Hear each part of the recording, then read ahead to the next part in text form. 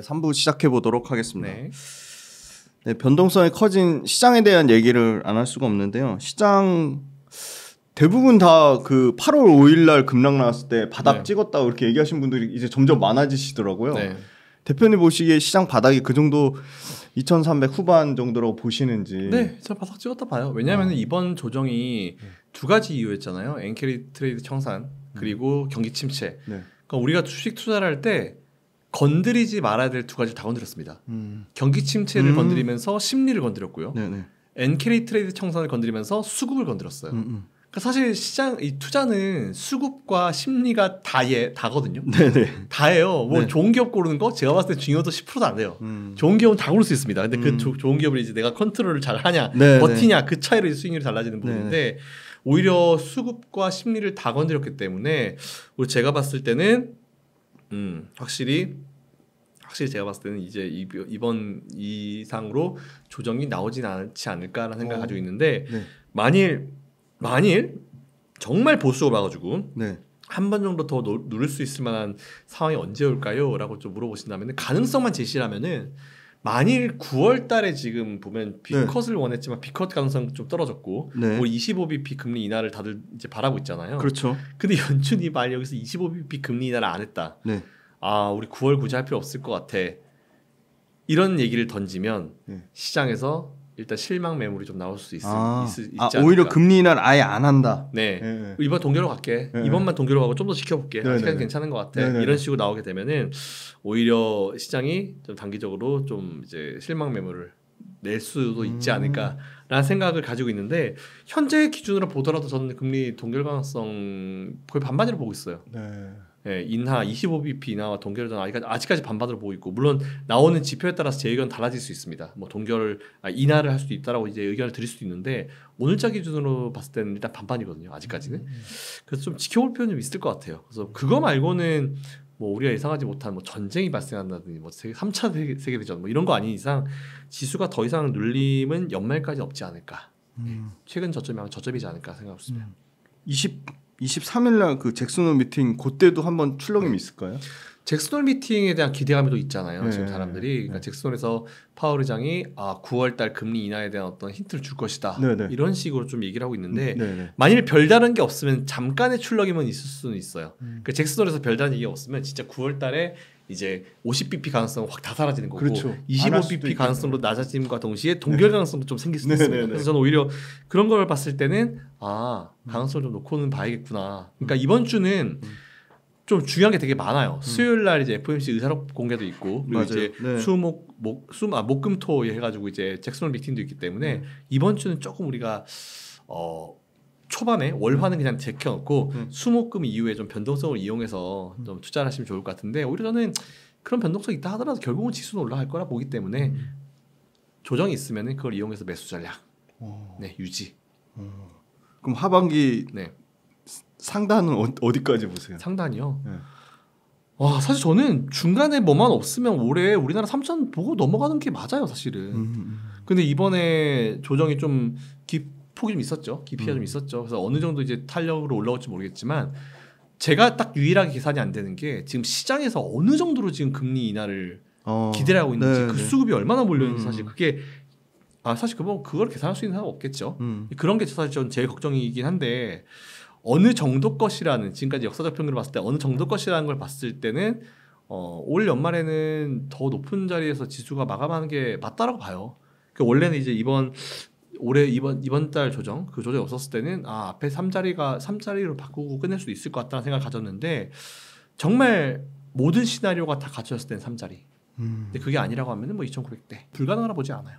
올해 예상되는 코스피 순이익 190조더라고요. 네. 그러면 작년 대비해서 82%가 올라가는 건데 엄청난 그쵸. 이익 증가면 이익 증가를 지금 지수가 사실 또 박살나는 바람에 또 그걸 전혀 지금 반영을 못하고 있는 상황인 거로 봅니다.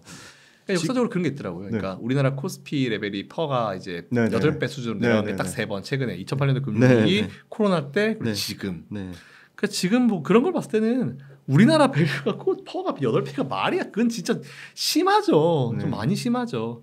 그런 걸 봤을 때는 이제 올해 저점은 이미 확인됐고 올해는 뭐 올라갈 일밖에 남지 않았다라는 생각을 가지고 있어서 그래서 올해만큼은 만일 눌림이 나왔을 때는 매수 전략이 맞다라고 좀 보고 있습니다. 투자자들 종류가 여러 가지 유형이 있잖아요. 네. 근데 주식만 하시는 분들보다는 네. 주식을 일부 포트폴리오에 분산 차원에서 넣으시는 분들이 있을 거고 네.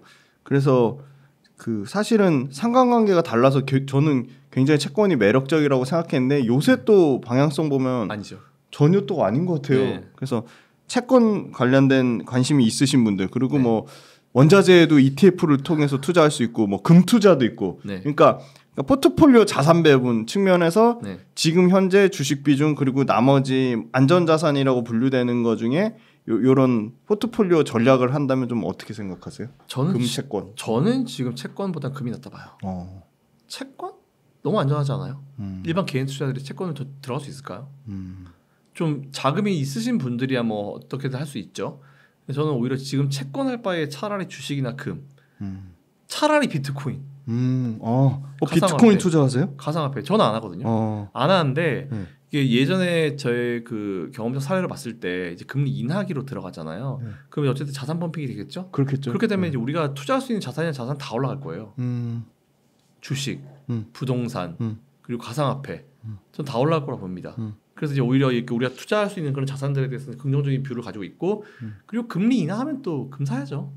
금 계속 또 올라가잖아요 지금. 그래서 오히려 그런 금 가격이 진짜 좋아요. 네, 정말 좋습니다. 그래서 이제 그런 걸 봤을 때는 이런 걸 그쪽 라인으로 관심을 가지는 게 낫다. 그래서 오히려 채권 쪽은 저는 예전에 저희가 대학교 때 배웠던 그 이론과는 정말 많이 다른 움직임이 좀 나와가지고 네, 채권은 진짜 정말 돈이 많지 않는 이상 저는 채권보다 주식 이쪽이 낫다. 주식이나 기대 수익률이 너무 낮아서 그렇다는 낮죠. 말씀이신가요? 투자자금 대비해서 투자 기간 대비해서 기대 수익률이 너무 낮죠. 원자재 직접 투자하는 건 어떻게 보세요? 최근에 원자재는... 꺾이겠는데 구리 같은 네. 가격도 최고치 찍고 좀 조정받긴 했는데 그쵸. 되게 견조하거든요. 구리같이 항상 수요가 좀 견조한 그런 쪽에서는 투자를 해보셔도 낫죠. 그러니까 오히려 원자재는 저는 ETF가 낫다 봐요. ETF가 개별 투자하는 것보다는 ETF가 낫다 봅니다. 웬만한 원자재들 금리 인하기에 수혜를 받을 수 있는 원자재 쪽에 투자하는 ETF들. 그래서 이제 원자재 참 어렵고요. 진짜 어렵죠. 원자재가 거의 저는 환 투자하는 것만큼 어렵더라고요. 그러니까 지난번에 오히려 그 러시아 우크라이나 이슈가 발생했을 때는 원자재 가격이 다 올라 버렸잖아요. 네. 그게 오히려 이제 인플레이션의 어떤 이제 촉매제 중에 하나가 됐는데 저는 이 러시아 우크라이나 전쟁 발생하고 나서 원자재는 좀 안정을 찾는 그런 상황이라 봐요. 물론 아직 좀 덜 안정을 찾은 원자재들도 분명히 있겠지만 일단 원자재를 직접 투자하는 건 전 지금 좀 말리고 싶습니다. 네. 차라리 하시려면 ETF로. 네. 미국 주식 네. 지난번에 빅테크 많이 얘기했는데 네. 미국 주식하고 한국 주식 지금 현재 비중 조절을 한다면 네. 여전히 미국 주식이 뭐 6, 한국 주식이 4인가요? 현재로서? 네. 오늘자 기준으로 봤을 때는 그러니까 저는 오늘 현재로 봤을 때는 네 아직까지는 6대4. 아직도 미국이 6인가요? 네, 6대4. 제가 5대6까지 맞출 날도 뭐 조만간 올 것 같긴 하지만 네. 아직까지도 미국이 6이 좀 나은 것 같아요 지금. 근데 밸류에이션이 우리보다 비싸잖아요. 물론 그거에 대한 그만한 가치를 받는 건데 그 정도 밸류에이션 비싸게 줄 만큼 그럼에도 불구하고 미국 주식이 훨씬 더 매력적이라고 보시는 거예요? 이렇게 얘기할게요. 올 연말까지 정도. 네. 올 연말까지 정도. 네. 기간을 제가 한정하겠습니다. 기간으로. 네. 저는 사실 근데 오히려 이렇게 봐요. 그러니까 지금 미국 주식에 투자했을 때 똑같은 기간 뭐 한 2, 3년 봤을 때 뭐 상승장 이 분위기를 봤을 때 상승률 측면에서 우리나라 기업들이 더 나을 수도 있어요. 상승률. 근데 이제 이게 시점에 대한 문제죠. 시간이 좀 많이 걸릴 수 있죠. 우리나라는 이게 좀 최근에 보면은 밸류 프로그램 하면서 외국인들이 좀 알아가지고 매수를 해주고 있는데 그 전까지 별로 안 돌았어요. 크게 관심을 가지지 않았거든요. 우리나라 시장에.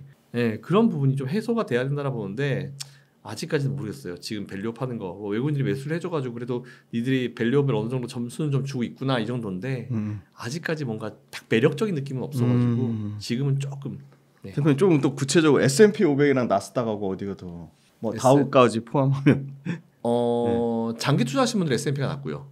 그리고 좀 변동성이 있어도 난 감당대 하신 분들 나스닥이 낫습니다. 전 다우보다는 전 S&P랑 나스닥 쪽을 선호합니다. 장기는 S&P 500이고 좀 단기 변동성을 노리자면 나스닥 쪽이고. 그렇죠. 투자 금액이 크신 분들은 S&P 기본 까시고 나스닥. 근데 투자금이 상대적으로 적다 하신 분들은 뭐 괜히 나스닥 S&P 깔지 마시고 그냥 나스닥 변동성이 좀 커도. 하반기에 중요 포인트는 많이 말씀 주셨고 하반기에 그 금리 포함해서 리스크 요인 미국 주식, 국내 주식 다 포함해서 얘기해 주시면.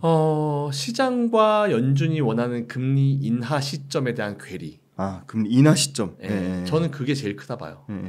그거 말고는 있나요? 그거 말고는 특별히 지금 딱 생각나는 게 없긴 합니다. 네, 그거 말고는 특별히 생각나는 게 없긴 한데 일단 제가 봤을 때는 그 리스크 요인은 딱 그 정도. 금리 인하가 제일 중요한 포인트죠, 사실은. 뭐 대선? 대선 중요하지 않다고 보세요? 대선도 관련주의 변동성을 줄 수는 있긴 있을 것 같긴 해요. 대선도 중요하죠, 사실은.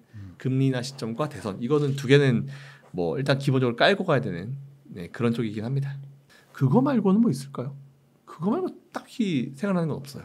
그 외국인이나 기관 수급이 막 폭발적으로 더 들어올 만한 어떤 강력한 이런 물론 금리가 트리거가 될 수 있겠지만 일단 그 기관은 안타깝게도 돈이 별로 없는 것 같고 없죠. 여력이 없는 것 같고 없어요. 네, 기관은 돈이 더 들어와야 됩니다. 외국인은 특정 센터에 관심이 있긴 한데 그게 뭐 그렇게 확산이 되는 것 같진 않고 근데 앞으로도 이미 많이 샀잖아요. 삼성전자도 많이 사고 현대차도 많이 샀는데 그럼에도 불구하고 외국인 수급이 연말까지 좀 계속 더 들어온다고 보세요? 저 외국인 수급은 시작이라 봐요. 그러세요? 네, 지금 외국인 수급이 시작이라 보고 있고 오히려 외국인들이 최근에 몇 년을 봤을 때 우리나라 시장 제가 말 외국인을 뭐 사람이라 생각해서 제가 말 외국인이라면은 한국 시장에서 내가 뭔가 지금 이거 승기 잡고 있다라는 생각이 들 것 같아요. 그러니까 우리가 원하는 대로 할 수 있다. 이런 생각이 들. 그렇다 우리가 원하는 대로 막 휘어잡고 막 후청후청하고 그런 거를 얘기한 건 아니고 이제 주요 수급의 주체 개인과 기관과 외국인인데 외국인이 어느 정도 이 수급을 좀 좌지우지할 수 있는 그런 강력함을 우리나라에서 지금 현재 지금 그 가지고 있다. 이런 생각이 들긴 들 것 같아요. 기관 돈이 없고. 그래서 나중에 이제 기관이 돈이 많아서 예를 들어서 뭐 어떤 펀드 운용한 사람이 내 이제 펀드 운용 이제 전체 금액이 뭐 1조가 됐다, 뭐 얼마가 됐다 이런 시기가 되잖아요. 우리나라 펀드 유입액 사상 최대 이런 얘기 나오잖아요. 고점입니다. 그때가 증시 고점. 굉장히 꿀팁 주셨습니다. 매번 그래왔던 것 같아요. 기관의 수급이 역대 최대다. 네, 기관의 운용 자금, 운용 규모가 역대 최대자 이런 얘기 나오잖아요. 그럼 그때부터 우리가 슬슬 고점 근처구나 생각해봐야 되는 부분이 지금 보면은 옛날이랑 다르게 예전에는 펀드나 이런 거 가입 되게 많이 했잖아요. 요즘 사람들 직접 해요. 다 직접 하죠. 다 직접 합니다. 근데 이 직접 하는 개인 투자자들의 이 자금이 기관으로 쏠리는 시점이 언제냐면은 한 방 팡 얻어 맞으면 난 안 될 것 같아. 어렵구나 하고. 근데 이게 보면 시장이 예전에 2000년도 초반 2004, 5년도부터 했었던 4, 5년간의 그 대세 상승장 코스피가 700에서 2100을 찍던 그 상황에서도 쭉 올라가다가 고점 대비해서 한 10%, 20%씩 지수를 밀어버리는 경우가 되게 많아요. 분기별로 한 번씩 나왔거든요. 이런 상황에서 중간중간에 얻어 터지는 개인들이 있어요. 그럼 개인들이 처음에 막 내 친구가 상한가 먹는 거 보고 나 들어갈 거야 이러고 들어갑니다. 들어가가지고 해서 처음에 괜찮아. 근데 어느 순간 안 되기 시작합니다. 그러다가 많이 깨지잖아요. 그럼 나중에 이제 파생이나 아니면 뭐 이쪽으로 눈 돌리다가 나중에 파생 쪽으로 안 돌리시는 분들은 난 그냥 잘하는 건 잘하는 사람에 맡겨야지 이러고 이제 펀드를 가입을 하거든요. 그렇게 되면 이제 펀드 자금이 막 물리기 시작하겠죠. 개인들이 이제 내가 안 되겠다 백기 드는 시점에 이제 그 시점쯤 되면 이제 기관들이 수익은 많이 되겠지만 내 주변에 이제 증권사 다니는 애들이 갑자기 밥 쏜다고 연락은 오겠지만 그때쯤 되면은 증시는 고점이 될 가능성이 크고 오히려 그때는 외국인들이 이제 수급을 꺾고 이제 물량을 기관들한테 넘기거나 뭐 개인들한테 넘기거나 이런 시점이 아마 그때쯤 되면 관측이 될 것 같아요. 그래서 이거 되게 비과학적인 건데 어쨌든 이렇게 그 기관들의 어떤 이제 운용 자금 자체가 뭐 역대 최대치를 찍었다라고 하면은 고점이 다가오는 신호기도 하더라고요. 그 대표님 얘기 듣다 문득 생각난 건데요. ETF 엄청나게 많이 만들잖아요, 지금. 너무 많이 만들죠? 그럼 그 ETF 수급이 몰리는데 ETF가 많이 생기는 데가 그럼 거기도 사실 고점 신호로 볼 수 있을까요? 예를 들어 최근에 AI 반도체 관련주 하다가 밸류체인 ETF라고 많이 만들더라고. 뭐 키움에서도 만들고 뭐 미래에셋도 만들고 삼성도 만드는데 그럼 그쪽 그 ETF 관련 산업 ETF가 엄청 많아진다. 그럼 그건 기회가 아니라 오히려 이거 고점일 수도 있겠다 생각하는 게 맞을까요? 예전이랑 다른 게 뭐냐면 예전에는 그냥 ETF 같은 게 없고 그냥 펀드로 바로 들어갔잖아요. 근데 이제 펀드의 한 종류죠 ETF가. 그렇기 때문에 저는 오히려 개인들 자금이 기관으로 들어가기 시작했다라고 좀 보면 될 것 같아요. ETF를 통해서. 그렇죠. 들어가고 있다라고 좀 보면 되는 거지. 들어간다라고 해가지고 이거 가지고 고점을 논하기는 좀 무리가 있죠. 왜냐하면 기관들은 여전히 ETF 쪽으로 돈을 몰리고 있지만 돈은 없어요. 여전히 돈 없습니다. 뭐 삼성 같은 애들 뭐 조금 올라가면 딱 때려버리는 게 금융 투자였기 때문에 네네. 돈이 없어요. 그러니까 걔네들이 좀 돈이 많은 어떤 액션을 갑자기 금융 투자가 뭐 중장기 투자 뭐 펀드를 만든다거나 네네. 그 돈이 없으니까 다 계속 지금 단기를 치고 그렇죠. 거죠. 네네 맞아요. 그러니까 돈이 생기면 이제 그들도 이제 뭔가 난 채권도 투자해보고 채권 관련 ETF, 채권 관련 투자가 좀 많이 나오면 고점이 될까요? 네네네. 네, 그렇게 안전자산 쪽으로 투자하는 이제 쪽이 되면은 아마 기관도 돈이 좀 어느 정도 있다라는 게 좀 반증되는 거기 때문에 네네.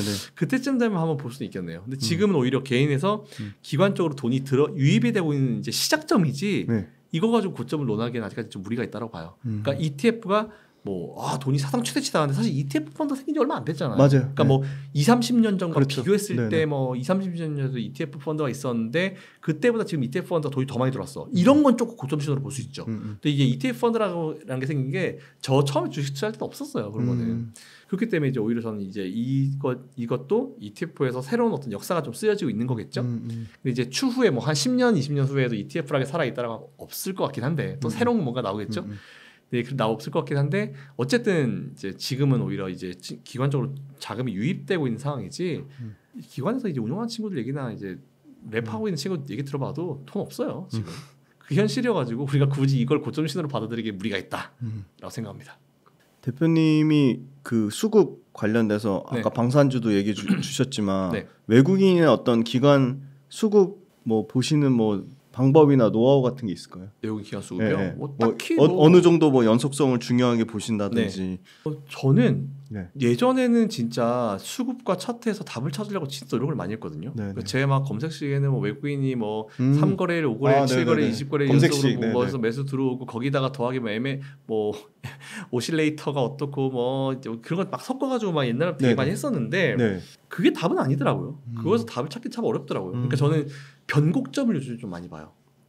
제일 중요한 거는 이제 딱 정말 주가가 계속 밀리고 있다가 딱 돌아서는 시점에 외국인 수급, 기관 수급 아니면은 주가가 막 올라가는 시점에서 빠져나오는 외국인 수급과 기관 수급 사실 이 정도로 좀 보고 있는데 요즘에는 이제 좀 바닥을 기고 있다가 이제 올라오는 기업들이 많잖아요. 그러니까 바닥에서 좀 뭔가 반등을 했다라고 하면 최소한 외국인들이건 어떤 수급이건 간에 3거래 이상은 좀 들어와주고 그리고 3거래 이상 양봉 정도를 만들어주는 그런 업종들로 공부를 시작하죠.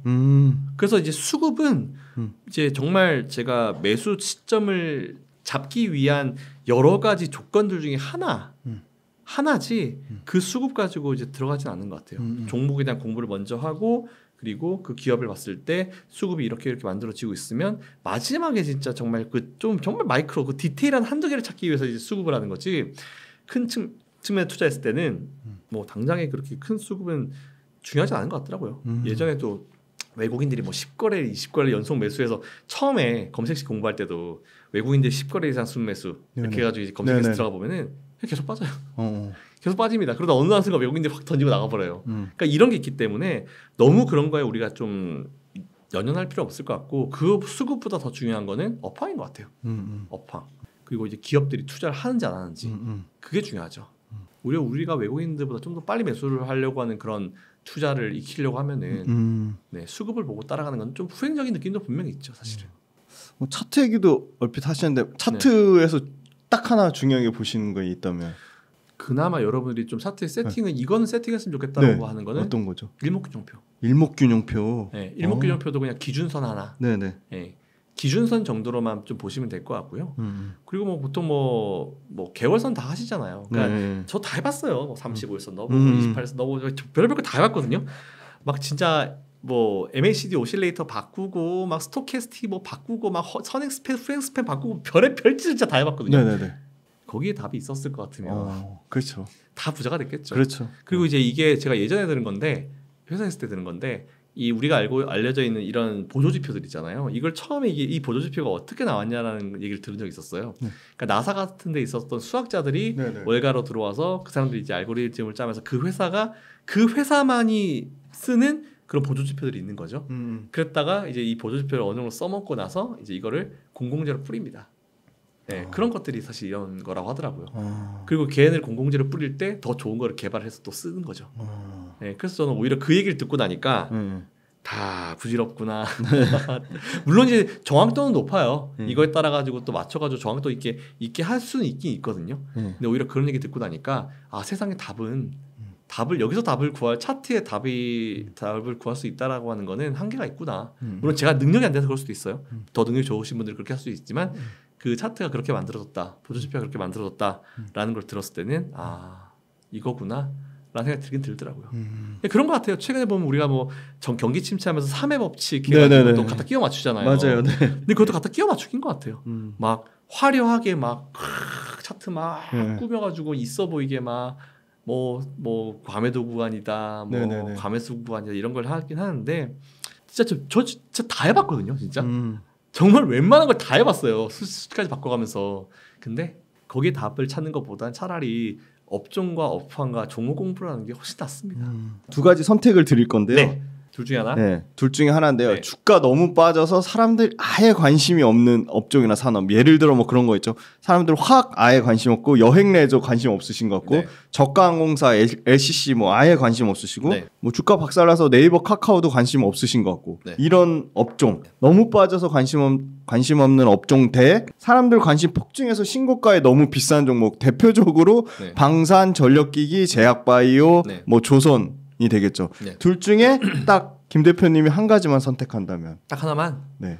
근데 딱 저는 포트폴리오를 좀 짜서 투자하는 스타일이어가지고 전 제 포트폴리오에 둘 다 있어요. 사실은 두 개 다 있어요. 가는 놈으로 이제 좀 뽑고, 그리고 이제 가는 놈으로 수익 난 거 가지고 뽑아가지고 그거 가지고 이제 밑에 빠지고 있는 애들 매수를 하거든요. 네네. 보통 제 스타일이 그건데 네. 둘 중에 그냥 딱 골라. 오늘 시장 기준으로 네. 골라보라 네. 라고 말씀하시면 네. 일단 단기적인 거겠죠? 네네. 그죠? 단기적으로 투자, 이번 3분기 투자. 네. 저는 3분기 때 투자를 누가 물어보시면 저는 이렇게 얘기해요. 극과 극의 전략을 취하라고. 아예 길게 가려면 아예 길게 가고, 뭐 올해 연말이나 내년까지 보고 가고, 아니면은 2, 3일을 넘기지 말라고 얘기하거든요. 지금 시장에서 이번 3분기만큼은 그렇게 치면 단기적으로 봤을 때는 저는 오히려 신고가 찍는 종목들 가는 애들 투자하는 게 맞죠. 지금 밑에 이제 빠져 있는 기업들 투자를, 특히 뭐 저는 사실 카카오를 별로 안 좋게 생각하기 때문에 네네. 뭐 죄송하지만 네. 이제 카카오는 예전 카카오랑 다르잖아요. 네. 다 빠져나갔잖아요. 네. 자회사들 다 빠져나가, 좋은 자회사들 다 빠져나간 상태이기 때문에 옛날 카카오를 생각하고 투자하기엔 좀 무리가 있다. 네. 물론 AI 쪽으로 또 뭔가 새로운 이제 매출 구조를 만들 수도 있겠지만 무리가 좀 있다. 오히려 네이버가 낫다. 이런 생각을 가지고 있고, 많이 빠져 있는 업종도 업종 따라 좀 다른 것 같긴 해요. 근데 뭐 아까 잠깐 말씀하신 뭐 이런 여행 관련주들 네. 코로나 다시 지금 슬슬 나오고 있어가지고 영향을 좀 받을 수밖에 없다라는 생각 좀 가지고 있습니다. 네, 그래서 일단 이것도 많이 빠져 있는 것도 업종이나 종목에 따라서 또 의견을 달리 드릴 수 있을 것 같긴 해요. 그리고 또 올라오고 있는 종목들도 이쯤이면 됐다라고 싶은 업종도 있고, 아니면 좀 더 뽑을 수 있지라는 업종이 있는 것 같은데, 지금 어지간해서는 이쯤이면 됐지라는 업종은 우리나라에 없는 것 같아요. 너무 많이 눌렸었기 때문에. 그런 거 쳤을 때는 결론적으로 보면은 그냥 가는 거, 지금 가는 놈에 투자해가지고 뭐 짧게 수익 내고 뭐 10% 20%씩 수익 내고 빠지는 게 지금 맞다. 그러지 않으려면 아예 좀 시장에서 좀 관심이 멀어지는 기업을 중장기적으로 묶어가는 게 낫다. 극과 극의 전략. 지금은 그게 맞습니다. 무조건. 그럼 뭐 예를 들어 음식료에 네. 삼양식품만 너무 올랐잖아요. 맞아요. 삼양식품 계속 수출 데이터 좋고, 근데 네. 삼양식품 수출 데이터 나올 때 같이 얘기 나오는 게 냉동김밥하고 네. 김치 얘기 솔솔찮게 네. 나와서 네. 삼양식품 갈 때 그나마 농심 오뚜기 전혀 못 갖고 조금 주가 반등 나온 게 대상이거든요. 네. 그러면 삼양식품 대 대상하면 대표님 전략에 따르면 그래도 삼양식품이네요. 그렇죠. 삼양식품 빠질 때 기다렸다 사는 게 역시. 그 대상은 또 다른 이슈도 있잖아요. 어떤 이슈고요? 대상그룹. 그것도 있죠. 이게 또 네. 인맥도.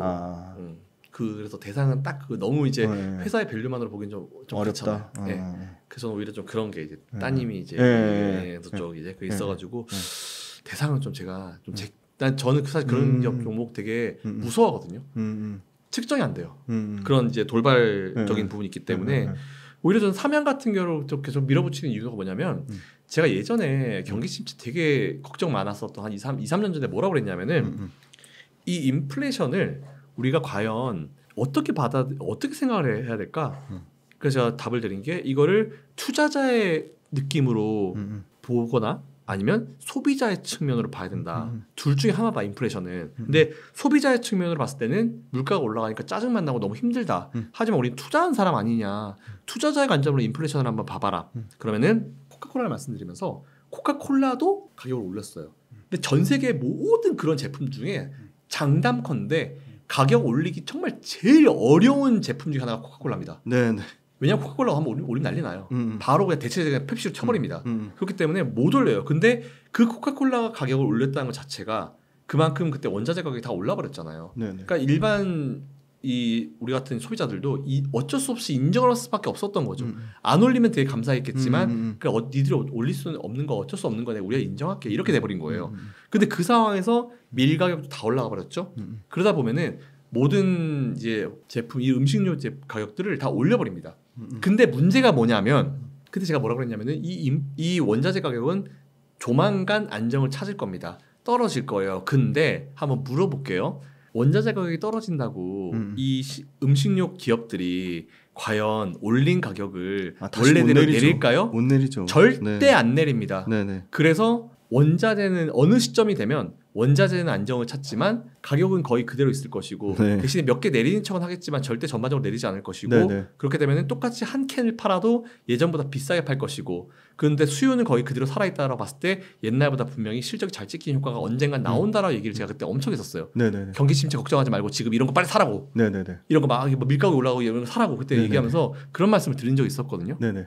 옹달 채빵 가보시면 다 있습니다. 네네. 근데 지금 그게 나오는 거예요. 음. 게다가 또 마케팅도 잘하고 있죠. 네, 그렇죠. 불닭 뭐 엄청나더라고요. 네, 막 네, 네. 와 미국에서 어떤 소녀한테 막 그 이벤트 하는 거 보니까 대단하더라고요. 그러니까 이때다시피 물 들어가 놓쳤는 거죠. 그러니까 그런 액션들이 다 주어지면서 수요가 견조하다라고 봤을 때는 어느 정도는 투자의 메리트가 있다. 하지만 지금부터는 진짜 고수의 영역에 들어가기 때문에 무조건 이제 계속 올라만 갈 것이다. 라고 보기에 무리가 좀 있죠. 고수의 영역입니다. 그래서 지금부터는 적당히 수익 실현하시고 욕심 딱 제어하시고 적당히 수익 실현하시고 빠지시는 전략 그게 맞다 보죠. 그 대표님 말씀하신 신고가 종목을 좀 더 트렌드 있게 매매를 하려면 원래도 손절이 중요한 진짜 손절 중요할 것 같거든요. 그래서 로스컷 같은 거 해야 돼요. 대표님 생각하시기에 개인 투자자들 손절 기준 어떻게 잡는 게 좋은지. 저요. 저는 아예 처음부터 손절을 하지 않는 기업을 투자하는 게 저는 맞다 봐요. 그 정도 공부가 안 되면은 매수를 안 하는 게 맞다라고 보는 주의거든요. 솔직히. 그래서 오히려 저는 분할 매수를 되게 말씀을 많이 드리는 사람이고 그래서 내가 공부가 제대로 됐고 업종 자체가 이제 성장 산업이고 지금도 괜찮고 실적도 괜찮고 다 괜찮은데 주가가 못 가고 있어. 그랬을 때 내가 매수했어. 주가 떨어졌어. 오히려 더 추가 매수를 할 수 있는 그런 기업에 투자하는 게 맞다고 봐요. 근데 그게 여의치 않아서 손절을 해야 된다? 그냥 내가 처음에 공부했었던 그런 것들이 뭐 거짓으로 밝혀졌을 때 이건 최악의 경우인데 저 종종 그런 기업을 봐가지고 재무제표와 실제가 완전 다른 기업들이 있어요.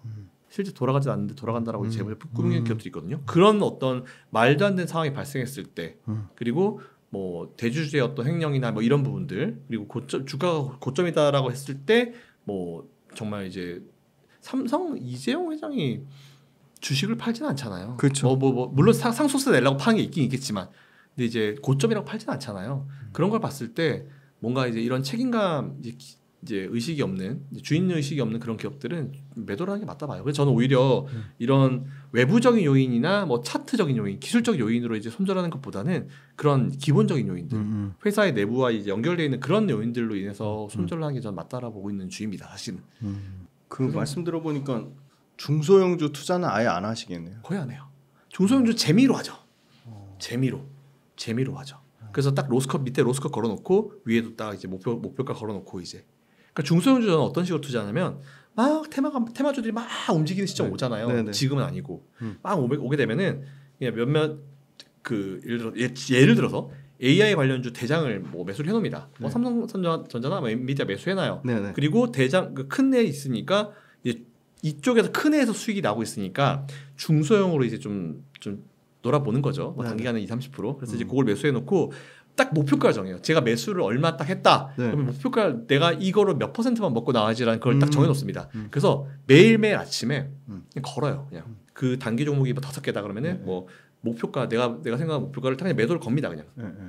그리고 밑에 로스컷도 다 걸어놓고 그런 식으로 해놔요. 그냥 던져놔요. 그래도 나중에 뭐 띠링해서 봐서 손절이다 그러면 에이 이러고. 그럼 단기간에 로스컷 거는 거는 보고 차트에서 자리로 거시는 거예요? 아니면 그냥 그 딱 그냥 기준점 5% 8% 그게 숫자로 정해놓으세요? 차트요. 아 차트 보고 차트에서 이제 매물대 많이 봅니다. 매물대를 보시는 거. 네. 매물대에서 몇 퍼센트 정도 내려오면은 이거는 몇 분 정도 장마치 몇 분 전까지 뭐 이게 안 되면 그런 식으로. 그럼 반대로 목표 수익률은요? 목표 수익률은 보통 그냥 이거 되게 러프하게 잡아요. 차트 보고 뭐 한 10%, 20%, 맥스 30% 이 정도. 굉장히 러프하게 봅니다. 그러니까 우리나라 상한가 30%잖아요. 30% 딱 가는 게 별로 없어요. 29점 몇 프로 이런 식이거든요. 그래서 이제 제가 보통 목표가를 걸면은 주가가 빠져 있으면 더 위에 30% 위에 걸리는 적도 있긴 있었어요. 오늘 상한가가 가도 매도가 안 되는 경우가 매도가 안 되는 경우도 있긴 있거든요. 그럴 때도 그냥 저는 그냥 생각 없이 걸어요. 손절기 좀 말씀해 주셨고 하반기에 개인 투자자분들이 이제 마지막으로 기업 공부도 해야 되고 산업 공부도 해야 되고 매크로 공부도 해야 되는데 이런 관련된 투자 공부는 꼭 하세요. 한 뭐 두세 가지 정도 말씀해 주신다면. 일단 제일 중요한 건 그거예요. 그러니까 핫했던 업종을 한번 정리를 한번 해보세요. 최근에 우리나라는 뭐 반도체가 있을 것이고 2차 전지가 있겠죠. 전기차 관련 그쪽이 있겠죠. 저는 이 큰 틀에서 이 두 가지 업종은 여러분들이 공부를 해보실 필요가 있을 거다라고 좀 분명히 봅니다. 자동차 관련도 괜찮고 전기차에서 발생된 자동차도 아까 현대기아에서 워낙 잘하고 있기 때문에 자동차 관련 기업들도 지금 워낙 좋은 모습 보이고 있어가지고 이쪽 라인들. 그러니까 우리나라가 세계적으로 잘 한다라고 이제 기사가 나오는 그 업종을 공부를 한번 해보세요. 해보시면은 지금 불필요한 조정을 받고 있는 업종도 분명히 있을 것이고 그리고 잘 나가다가 잠깐 쉬는 업종도 분명히 있을 것인데 일단 공부의 시작은 업황 공부의 시작은 그냥 그렇게 시작하시는 겁니다. 뭐 예를 들어서 뭐 네이버 같은 데 가셔가지고 뭐 거의 증권 가셔가지고 뭐 이제 기사 보기 누르면은 쫙 나와요. 나오죠. 한 두세 페이지만 내려보시면은 우리나라가 뭐 전 세계적으로 1위를 차지하는 게 나오거든요. 그런 업종들을 두세 개 정도 공부하셔가지고 거기서부터 시작을 하시면 됩니다. 하다 보면은 그 업종에서 뭐 대장이라고 하는 그 인터넷에 그냥 쳐보세요. AI 대장 치면은 되게 많은 사람들이 정해놨어요. 뭐 한 10개. 이제 10개를 쭉 보고 거기 공통된 것들이 있거든요. 그런 것들을 위주로 하셔가지고 공부를 시작하시면 돼요. 처음에는. 투자도 이제 그쪽으로 이제 시작하셔야죠. 혹시 뭐 주식 관련된 책 뭐 혹시 구독자분들한테 추천해 주실 만한 거 있나요? 책이요? 제 책이 뭐 나중에 나오면은 뭐 말씀드리지만 저는 사실 그런 책 많이 봐요. 그러니까 막 어떤 뭐 단기책 이런 거 안 보고요. 구루들 거. 구루들 거. 마인드, 뭐 스노우볼 이런 거 되게 좋아하고. 스노우볼. 아니면 이제 제가 제일 존경하는 피터 린치. 분들 좋아하고 제시 리버모 뭐 끝이 안 좋긴 했지만 제시 리버모는 제키죠. 제시 리버모 빼겠어요. 그분 너무 단타 위주로 있으니까 제시 리버모 빼고 이런 분들 피터 린치 사실 제일 좋아해요. 그 스타일을. 알겠습니다. 마지막으로 좀 앞으로 이제 9월달, 11월달 변동성 계속 있을 것 같은데 구독자분들한테 한 말씀 해주신다면. 3분기는 어려울 겁니다. 제가 뭐 지난 분기 때부터 우리나라 계속 보신 분들 아시겠지만 뭐 3분기는 제가 좀 조심하자. 왜냐면은 미국이든지 우리나라든지 뭐 제일 핫했던 AI 업종만 예를 들어봐도 증권사들이 그 AI 기업을 바라보는 그 컨센서스 실적에 대한 기대치가 높았어요. 맞아요. 너무 과하게 높았습니다. 근데 이게 되게 재밌는 게 기대치가 낮을 때 그것보다 조금만 잘 나와도 오히려 진짜 안 좋을 것 같은데 정말 좋네라는 심리가 나오면서 확 주가가 올라가요. 근데 오히려 기대치가 너무 높으면 그거보다 조금 미달됐는데 누가 봐도 되게 잘 나온 실적인데도 불구하고 기대치보다 미달했다는 것 때문에 주가를 밀어버립니다. 그게 주식시장이기 때문에 이번 2분기 실적 발표되는 지금 3분기 시점이죠. 그러니까 2분기 실적 발표되는 지금 시점은 우리 너무 기대치가 좀 큽니다. 그렇기 때문에 그런 거에 대한 주의가 필요할 것 같아서 제가 3분기는 조심하자라고 말씀드린 거기 때문에